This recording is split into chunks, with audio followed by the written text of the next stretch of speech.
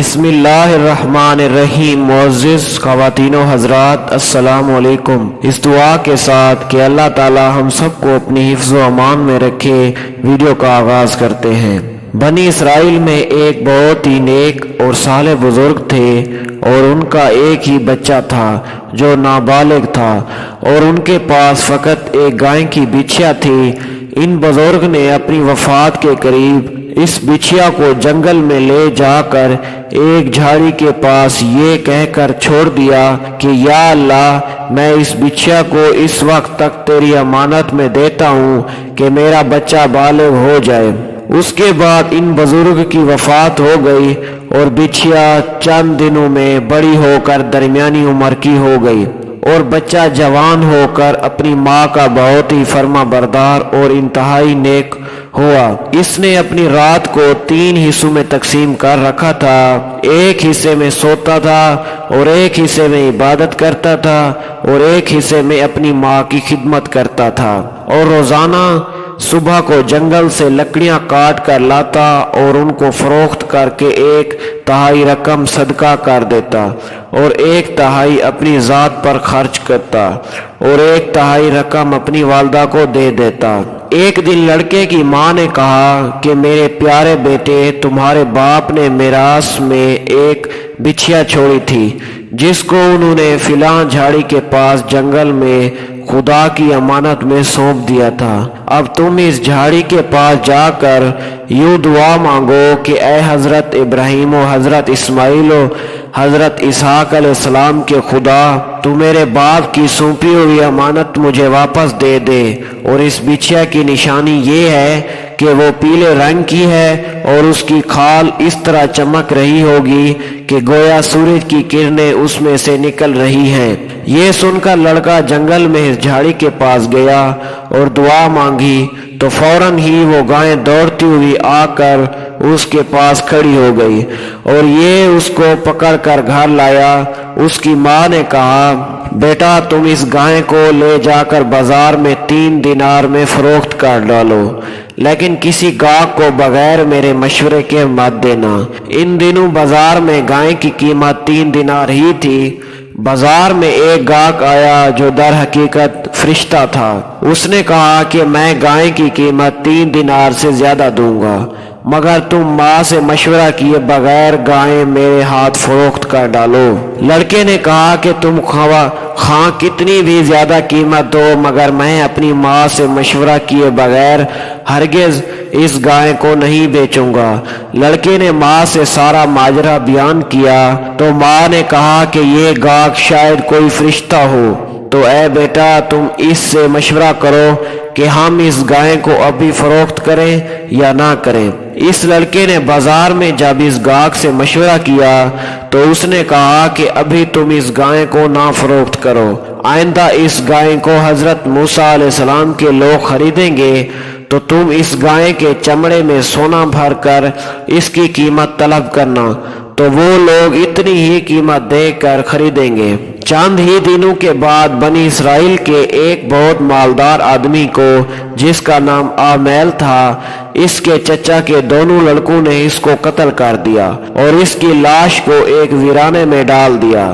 صبح کو قاتل کی تلاش شروع ہوئی، مگر جب کوئی سراغ نہ ملا تو کچھ لوگ حضرت موسیٰ علیہ السلام کی خدمت میں حاضر ہوئے اور قاتل کا پتہ پوچھا، تو آپ نے فرمایا کہ تم لوگ ایک گائے ذبح کرو اور اس کی زبان یا دم کی ہڈی سے لاش کو مارو، تو وہ زندہ ہو کر خود ہی اپنے قاتل کا نام بتا دے گی۔ یہ سن کر بنی اسرائیل نے گائے کے رنگ، اس کی عمروں وغیرہ کے بارے میں بحث و کری شروع کر دی، اور بالآخر جب وہ اچھی طرح سمجھ گئے کہ فلاں قسم کی گائے چاہیے تو ایسی گائے کی تلاش شروع کر دی، یہاں تک کہ جب یہ لوگ اس لڑکے کی گائے کے پاس پہنچے تو ہاؤ بہو یہ ایسی ہی گائے تھی जिस की इन लोगों को जरूरत थी। इन लोगों ने गाय को इसके चमड़े में भरकर सोना इसकी कीमत देकर खरीदा और ज़िबा करके उसकी ज़बान या दम की हड्डी से मकतूल की लाश को मारा तो वो जिंदा होकर बोल उठा कि मेरे कातिल मेरे चचा के दोनों लड़के हैं जिन्होंने मेरे माल के लालच में मुझको कत्ल कर दिया। ये बताकर फिर वो मर गया।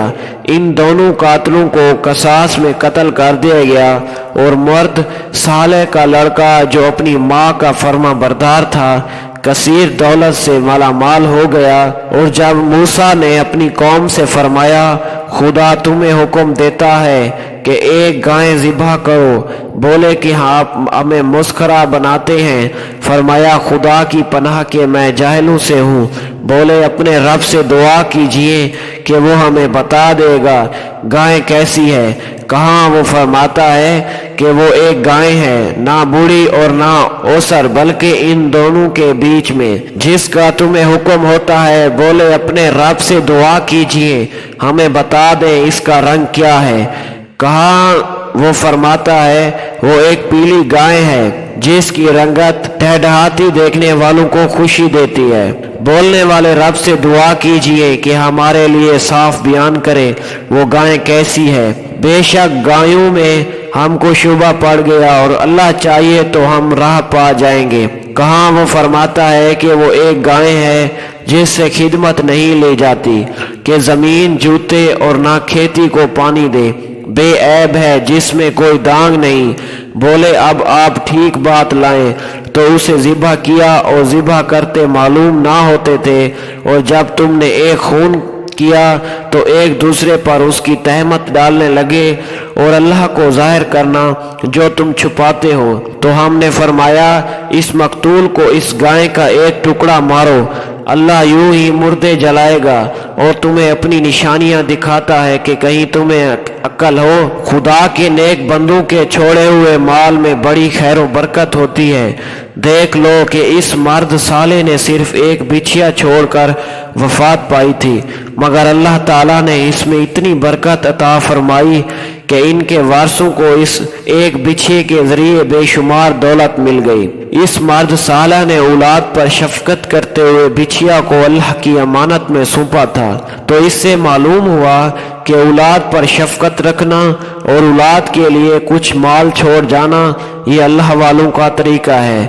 माँ बाप की फर्मा बरदारी और खिदमत गुजारी करने वालों को खुदावन करीम गैब से बेशुमार रिज़्क़ का सामान अता फरमा देता है। देख लो कि इस यतीम लड़के को माँ की खिदमत और फर्मा बरदारी की बदौलत अल्लाह ताला ने किस कदर साहब माल और खुशहाल बना दिया। खुदावन कदूस के अहकाम में बहस और खरीद करना मुसीबतों का सबब हुआ करता है।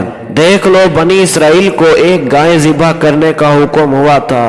वो कोई सी भी एक गाय ज़िबा कर देते तो फर्ज अदा हो जाता, मगर उन लोगों ने जब बहस और खरीद शुरू कर दी कि कैसी गाय हो, कैसा रंग हो, कितनी उम्र हो, तो मुसीबत में पड़ गए कि उन्हें एक ऐसी गाय ज़िबा करनी पड़ी जो बिल्कुल नायाब। इसीलिए उसकी कीमत इतनी ज़्यादा अदा करनी पड़ी कि दुनिया में किसी गाय की इतनी कीमत ना हुई, ना आइंदा होने के लिए उम्मीद है। जो अपना माल अल्लाह ताला की अमानत में सौंप दे अल्लाह ताला उसकी हिफाजत फरमाता है और इसमें बेहिसाब खैर व बरकत अता फरमाता है। जो अपने अहल व अयाल को अल्लाह ताला के सुपर्द फरमा दे अल्लाह ताला उसके अहल व अयाल की ऐसी परवरिश फरमाता है कि जिसको कोई सोच भी नहीं सकता।